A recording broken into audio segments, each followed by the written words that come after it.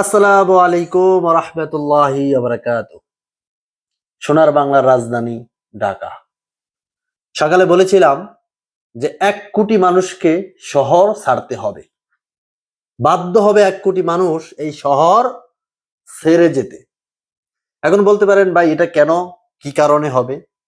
এই যে যুদ্ধের পরিস্থিতি, এই পরিস্থিতি যদি ভয়াবহ হয়, পরিস্থিতি যদি এরকম ভাবে আরো কিছুদিন চলে, কয়েক সপ্তাহ চলে, তাহলে দ্রব্যমূল্যের ঊর্ধ্বগতির কারণে এই যে মানুষগুলো প্রায় কোটি মানুষের উপরে তারা তাদের ফ্যামিলি নিয়ে এই শহরে বসবাস করতে পারবে না। এই শহরে বসবাস করতে পারবে না। যখন আপনার দ্রব্যমূল্য বেড়ে যাবে, আপনি সঠিকভাবে সবকিছু পাইবেন না, তখন এই শহর আপনি চলতে পারবেন না। এই কথাটা সংসদের একজন ব্যক্তি বলেছে, দেখেন খবরে আছে। ওই ব্যক্তিটাই বলেছে যে প্রায় ১ কোটি মানুষকে এই শহর, এই সোনার শহর ছেড়ে যেতে হবে বাধ্য হয়ে। কিছু করার নাই তো, দুর্ভিক্ষ হবে। যদি এই যুদ্ধ বেশি না ১ মাস টিকে আরো, তাহলে বাংলাদেশের পরিস্থিতি খারাপ হয়ে যাবে।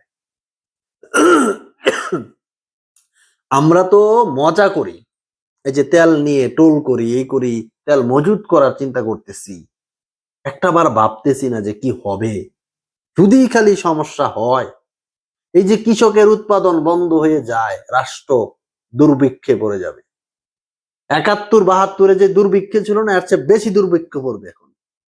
কারণ এখন তেল গ্যাস ছাড়া রাষ্ট্রের যত উৎপাদন কেন্দ্র বন্ধ হয়ে যাবে, বিদ্যুৎ বন্ধ হয়ে যাবে, আপনার কৃষি যেই কৃষকদের উৎপাদন বন্ধ হয়ে যাবে, তখন রাষ্ট্র তো এমনি অচল, এমনি অচল। তখন আপনি যদি আপনার উৎপাদন কেন্দ্র বন্ধ হয়ে যায়, চাকরি চলে যায়, আপনি ঢাকা শহর কিভাবে থাকবেন? সবকিছুর দাম আরো বেশি। গ্রামের মানুষ তো কষ্ট মষ্ট করে গুলো শাক মাক এটা এটা দিয়ে কোনো রকম চলতে পারবো কিছুদিন, ঘর ভাড়াটা লাগে না।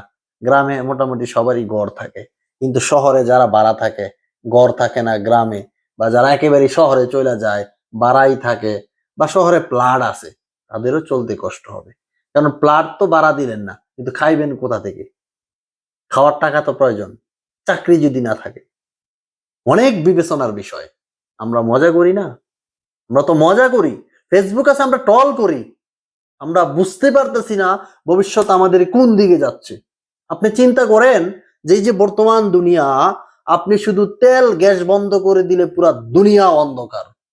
আপনি চলতে পারবেন না, আপনি চলতে পারবেন না, আপনার সবকিছু বন্ধ হয়ে যাবে।